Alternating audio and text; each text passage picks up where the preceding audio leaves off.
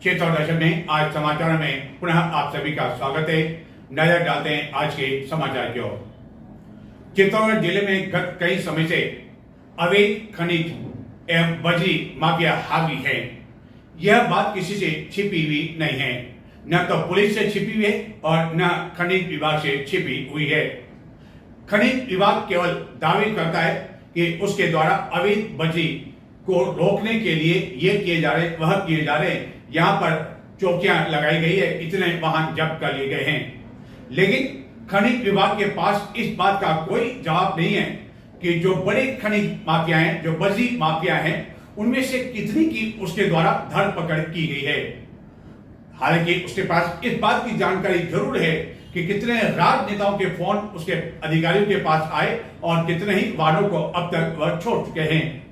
और अवैध बजरी जो माफिया है उनको लेकर कई बार चाहे जिला परिषद की बैठक हो, पंचायत समिति की बैठक हो, उस पर जनप्रतिनिधियों द्वारा आरोप लगाए जाते रहे हैं। यह बात अलग है कि जब मौका आता है तो जनप्रतिनिधियों द्वारा ही ऐसे अवैध बजरी माफियाओं को संरक्षण दिया जाता है, उनके वाहनों को छुड़ा दिया जाता है। और इसी अवैध बजरी माफियाओं के खूनी खेल के संघर्ष में एक व्यक्ति की जान चली गई। चित्तौड़ दर्शन पर हम आपको बताते हैं कि आखिरकार पूरा मामला क्या रहा जिसके कारण एक व्यक्ति की, एक युवक की जान चली गई। चित्तौड़गढ़ जिले के क्षेत्र में यानी कि चित्तौड़गढ़ के बहुत ही समीप स्थित है सैबलपुरा चौराया, जहां से एक रास्ता जाता है कोटा की ओर, एक रास्ता जाता है उदयपुर की ओर। और सैबलपुरा चौराहे से जब उदयपुर की ओर जो रास्ता जाता है, बाईपास जिसे बोलते हैं, वहां से लगभग 2-3 किलोमीटर की मुख्य मार्ग पर स्थित है होटल विकास। और यह जो होटल है यह एक महिला पुलिस कर्मी के भाई की है। यही कारण है कि इस होटल में असामाजिक तत्वों का आना, देर रात्रि तक जमावड़ा होना, अवैध रूप से शराब बिकना कोई नई बात नहीं है।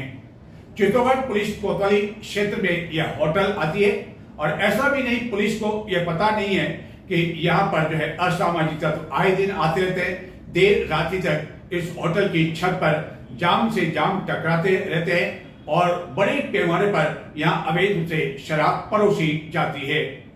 क्योंकि इसकी जानकारी हमें तब लगी और हमारी आंखें खुली की खुली रह गई जबकि यहाँ शराब की कई खाली बोतलें ढेर के रूप में मिली।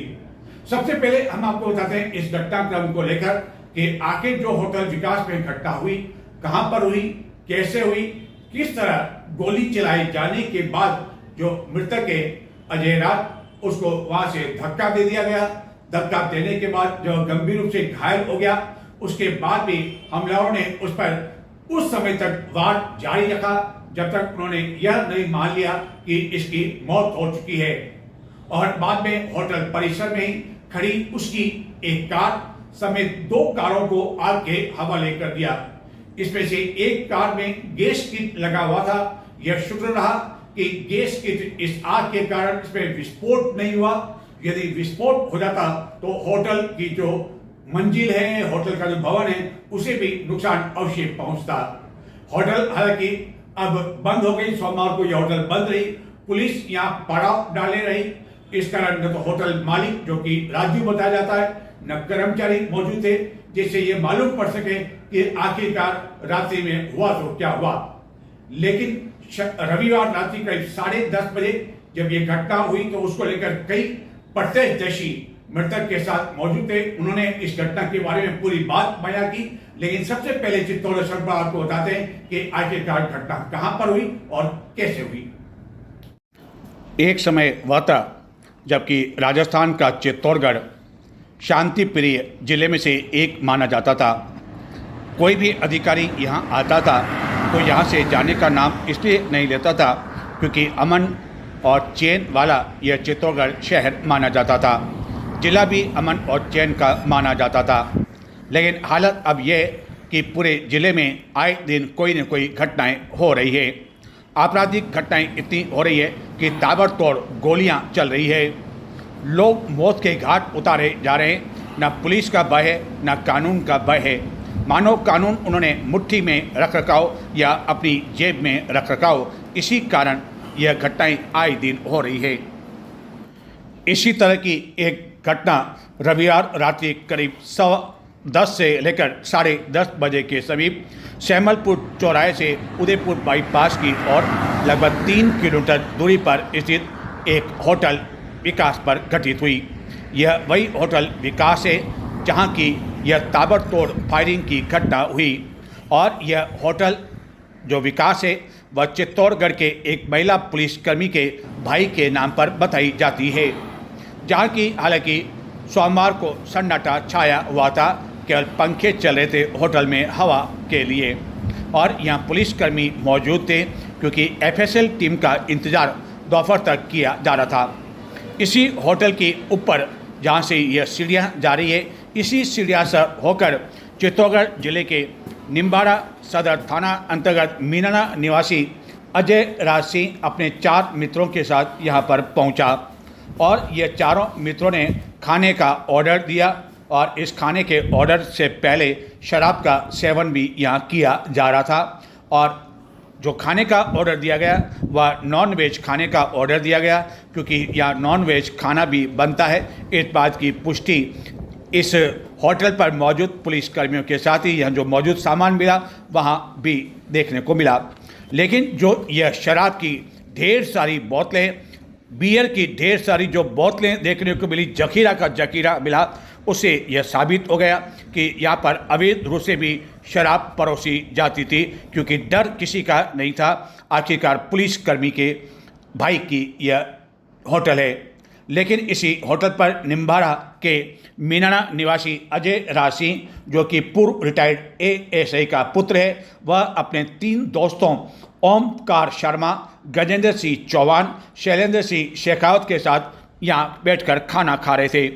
और जानकारी यह भी है कि ये दोस्त आए दिन इस होटल में आया करते थे एवं अन्य लोग भी विशेषकर रात्रि के समय इसी होटल की छत पर बैठकर ठंडी हवा का आनंद लेने के साथ ही मदिरा और बियर का सेवन करते थे, खाना खाते थे और इसी होटल पर ये फायरिंग की घटना हुई। और उसके बाद फायरिंग करने के बाद और ये जो स्थान है यहाँ से अजय राज सिंह को नीचे धक्का दे दिया गया।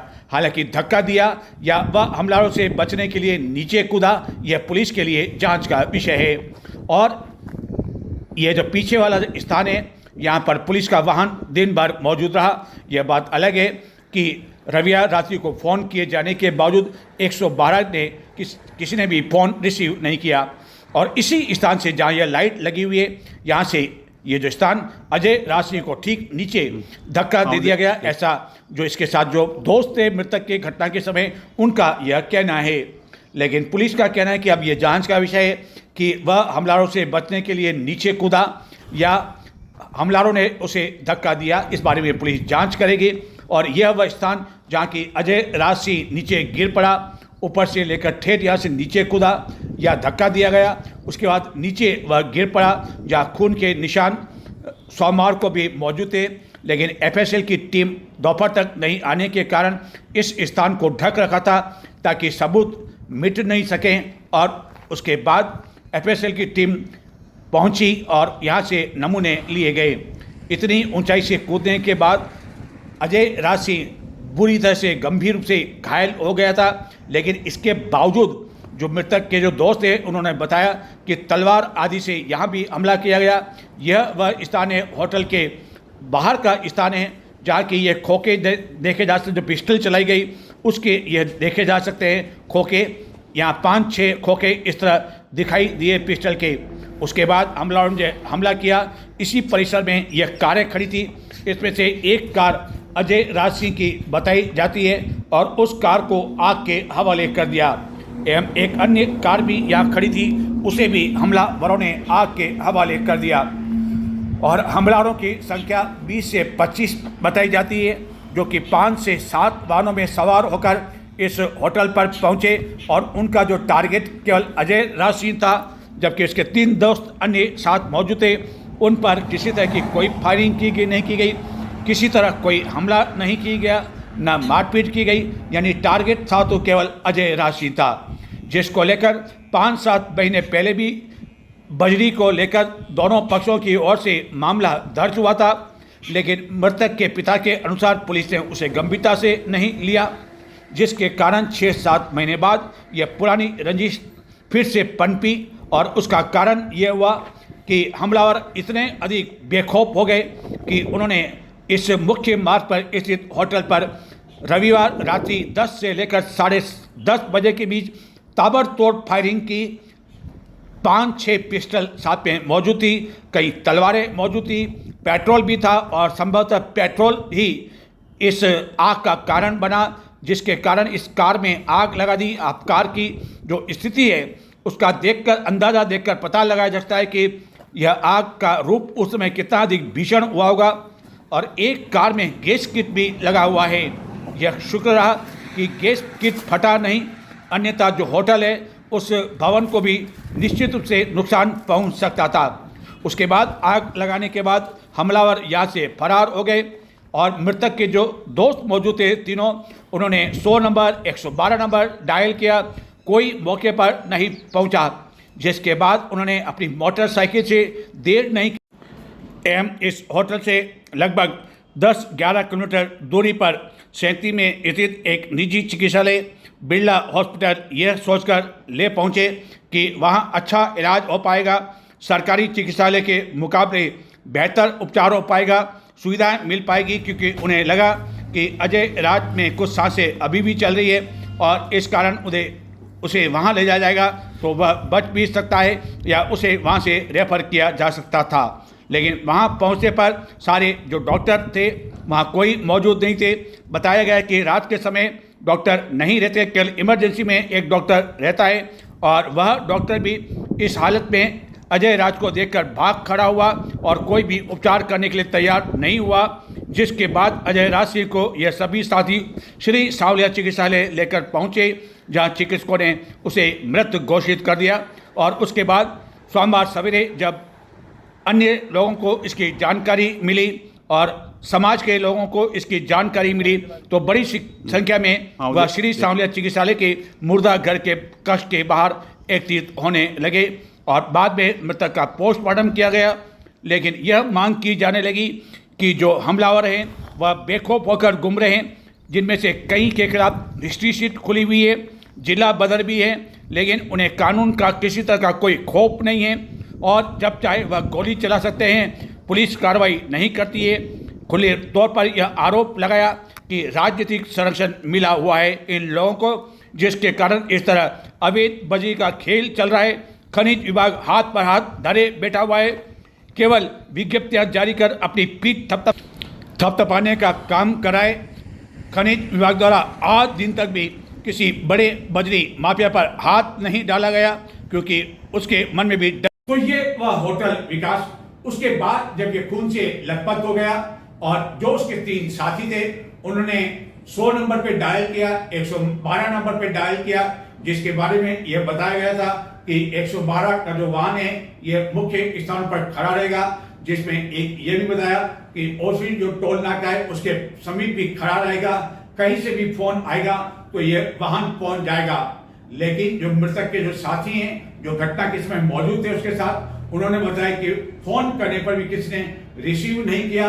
उसके बाद ये सभी जो है मोटरसाइकिल पर ही इस युवक को, जो कि लगभग मृत हो चुका था, उसे चित्तौड़गढ़ के एक निजी चिकित्सालय में लेकर पहुंचे। लेकिन वहां पर भी चिकित्सकों ने इसका इलाज करने के स्थान पर वह भाग खड़े हुए ये देखना मुनासिब नहीं समझा कि इसकी सांसें चल रही है या नहीं। इस बारे में विरोधाभास है कि जो अजय राज सिंह उसकी मौके पर मौत हो गई थी या अस्पताल में उसने दम तोड़ा या उसकी सांसें कुछ देर चल गई थी, ये इस बारे में कोई स्पष्ट जानकारी नहीं मिल पाई है। अब बताते हैं आपको इस पूरे घटनाक्रम को लेकर। आखिरकार जो प्रत्यक्षदर्शी जिसने अपनी आंखों से बहुत करीबी से मौत का मंजर देखा अजय राज का, उसने इस बारे में क्या बताया, मृतक के पिता ने क्या बताया कि ये पुरानी रंजिश थी, क्रॉस केस हुआ था, लेकिन पुलिस ने कोई इसमें गंभीरता से कार्रवाई नहीं की, जिसका नतीजा हुआ कि इस तरह हमलावरों ने ताबड़तोड़ हमला किया और टारगेट था केवल अजय सिंह चारा। इसमें एक पुलिस कर्मी को लेकर, जो कि गंगरार पुलिस थाना में नियुक्त है, उसको लेकर स्पष्ट रूप से आरोप लगाए कि वह बजरी माफियाओं के साथ मिला हुआ है, राजनेता भी मिले हुए हैं, विधायक भी मिले हुए, हालांकि किसी विधायक के नाम का खुलासा नहीं किया गया, लेकिन यह कहा गया कि राजनीतिक षड्यंत्र मिला होने की वजह से यह सब कुछ हो रहा है। चित्तौड़गढ़ पुलिस कोतवाली थाना अंतर्गत यह घटना हुई और रात्रि में ही घटना की जानकारी मिलने पर पहले 2 पुलिसकर्मी बिरला चिकित्सालय पहुंचे और उसके बाद पुलिस के अधिकारी रविवार रात्रि को ही श्री सांवलिया चिकित्सालय पहुंचे, घटना की जानकारी ली, घटना की गंभीरता को समझा और उसके बाद सोमवार सवेरे ही एएसपी सरिता सिंह, सदर थाना अधिकारी, पुलिस कोतवाली के अधिकारी, भारी पुलिस जाब्ता एवं पुलिस लाइन से भी अतिरिक्त पुलिस जाब्ता श्री सांवलिया चिकित्सालय पहुंचा।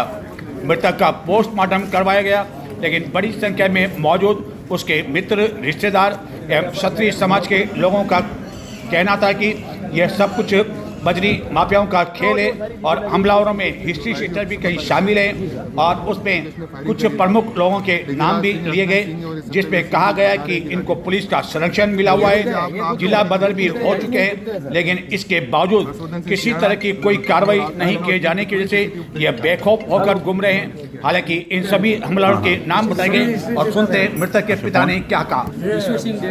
ईश्वर सिंह, गोपाल गुर्जर है, कमल सिंह है, महिपाल सिंह है और वो हर्षवर्धन सिंह शाणा है, ये सब मोंटी सिंह है, डगलाखेड़ा, ये सब ऐसे ही है। तो क्या कारण है कि मतलब एक के बाद एक वारदातें इनके द्वारा की जा रही है और पुलिस जो है कार्रवाई नहीं कर रही है? क्या लगता है कोई राजनीतिक 5 मुकदमे होने के बाद राजनीतिक पूरा प्रेशर है, जब भी है जो राजनीति ही करा रहा है। भाई आप जब अवैध रोल्टी चला रहे हो, सब अवैध काम करते हुए भी आप कर रहे हो कि भाई के नहीं हमारे 5 मुकदमे हैं, 307 लगी हुई है, उसमें भी आदमी बाहर घूम रहा है, आराम से खुला घूम रहा है, कोई लेना देना नहीं, प्रशासन उसका कोई कार्रवाई नहीं कर रहा है। तो इसमें सबसे बड़ा कारण आपको लगता है कि जो अवैध बजरी माफिया है उनको संरक्षण मिला होने की वजह से ऐसा हुआ है? राजनीतिक संरक्षण है, प्रशासन संरक्षण है, सबके बंदियां जा रही है, घर में पैसा जा रहा है, जो कोई कार्रवाई नहीं करता।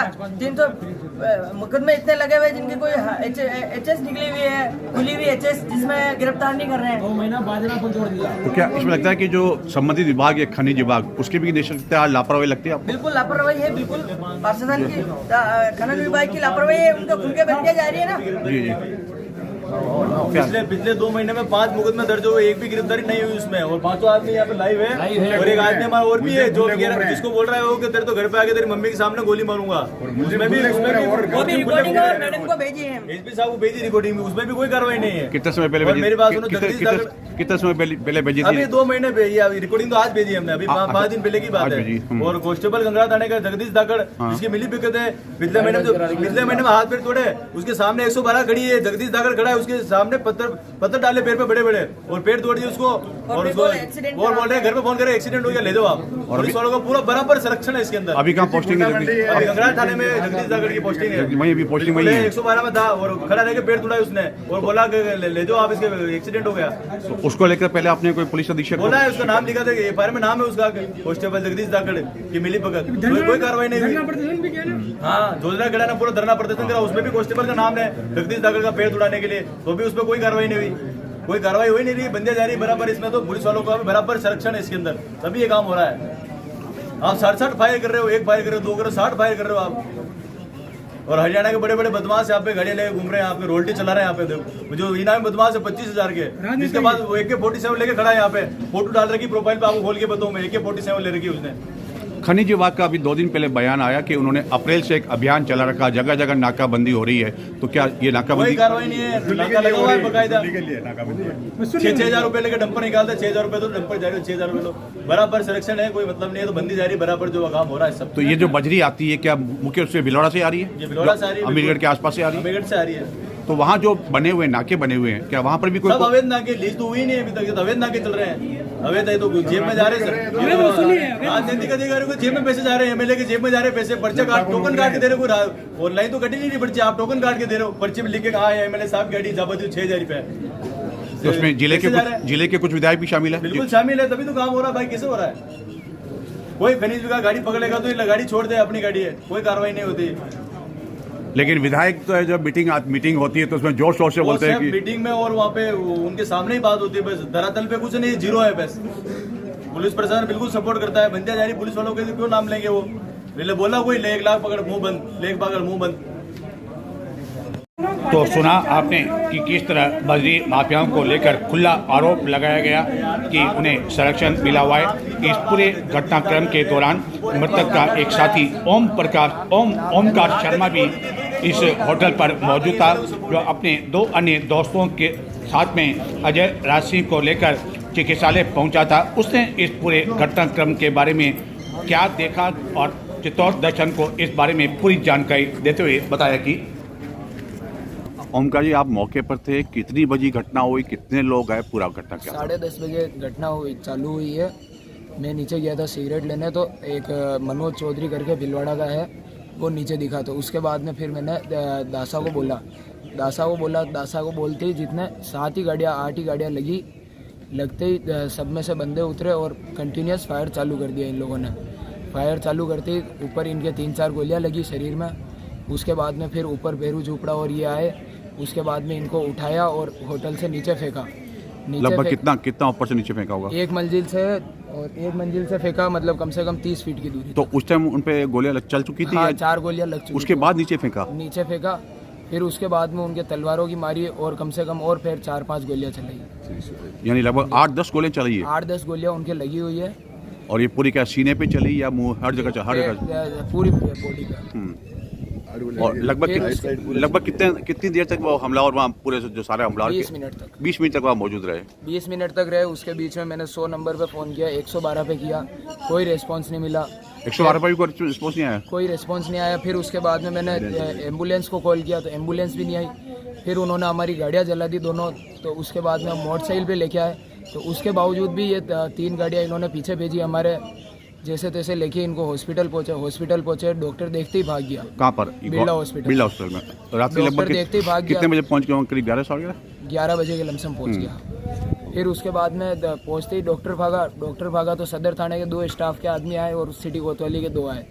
इनको मैंने कहा कि डॉक्टर को बुलाओ, आदमी बचने के चांसेस है, लेकिन वो कोई नहीं। पुलिस वालों ने भी कहा कि डॉक्टर है ही नहीं यहाँ पे, इमरजेंसी वार्ड में डॉक्टर नहीं रहता है। तो इमरजेंसी वार्ड में जब डॉक्टर नहीं रहता तो आप हॉस्पिटल को ताला लगा दो भाई। फिर उसके बाद में घंटे भर तक कुछ नहीं हुआ। वहाँ पे सब प्रशासनिक आदमी आए। फिर उसके बाद में कुछ बोला हमने, तो एसपी साहब भी हमारे विरोध में थे। फिर एसपी साहब विरोध में थे, तो फिर एसपी साहब आगे थे क्या? हाँ, एसपी साहब आगे खुद आए? कहाँ पर? ये बिरला हॉस्पिटल। अच्छा। फिर उसके बाद में हम इनको लेके सांवरिया हॉस्पिटल आए। फिर सांवरिया तब तक तो डेथ हो गई थी। तो क्या हमलावरों का जो टारगेट था केवल अजय सिंह ही था? अजय सिंह था केवल? हाँ। बाकी लोगों को कुछ नहीं किया? लोगों को कोई मतलब नहीं था। कितनी लगभग तलवारें और पिस्टल वगैरह की बात कर रहे हैं? 6 पिस्टल थी और कम से कम 60 फायर भी है, और धारदार तलवारें थी 8 से 10, और लोहे के पाइप थे, पेट्रोल भरी हुई बोतलें थी बियर की, जिनसे इन्होंने गाड़ियाँ जलाई। और कहा यह जा रहा है कि जब 3-4 गोलियां लगी तभी भी अजय राज सिंह को कुछ इतना खड़ा रहा, मजबूती के साथ खड़ा हुआ। मजबूती के साथ में खड़े थे। वो भगने की कोशिश की उन्होंने, भगने की कोशिश की, लेकिन वो तो पकड़ गया। और उसके बाद वो वहाँ उसके डेथ हो गई। उसके बाद शामली अस्पताल में डेथ हुई। और आप लोग जो वहाँ मौजूद थे, वहाँ कितने लोग मौजूद थे? हम 3 जने थे, अजय दासा के अलावा। आप थे?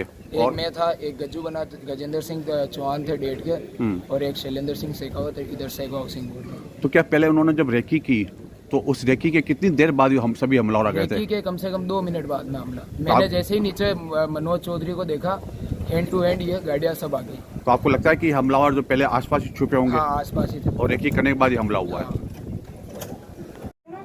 निश्चित रूप से यह घटना पुलिस के लिए एक बड़ी चुनौती है कि किस तरह ताबड़तोड़ फायरिंग की जाती है और रेकी भी की जाती है। यानी कि हमलावरों ने पूरी योजना बना रखी थी और पूरी जानकारी थी उन्हें कि अजय राज सिंह यहाँ इस समय आएगा और इस समय उन्हें हमला करना है, जबकि वहाँ कोई नहीं था। यानी कि उनके पास इतने अधिक पुख्ता जानकारी थी। अब देखना ये कि पुलिस जो अभियुक्त नामजद किए गए उनमें कितने को गिरफ्तार कर पाती है, कब गिरफ्तार कर पाती है, क्योंकि अब इस तरह की कड़ी कार्रवाई करना आवश्यक हो गया है। तो ये था पूरा घटनाक्रम और इस घटना के बाद पुलिस अधिकारी ने आश्वासन दिया कि सभी अभियुक्तों को शीघ्र गिरफ्तार कर लिया जाएगा। कई टीमें गठित कर दी गई है, विभिन्न स्थानों पर दबिश दी जा रही है। हालांकि जो जानकारी मिली है उसके अनुसार अधिकांश अभियुक्त अपने घरों पर मौजूद नहीं है। इसके कारण उनके जो रिश्तेदार हैं उनके यहाँ भी दबिश दी जा रही है। संभावित ठिकाने हैं वहां भी दबिश दी जा रही है और इनके गिरफ्तारी के लिए प्रयास किए जा रहे हैं। नमस्कार।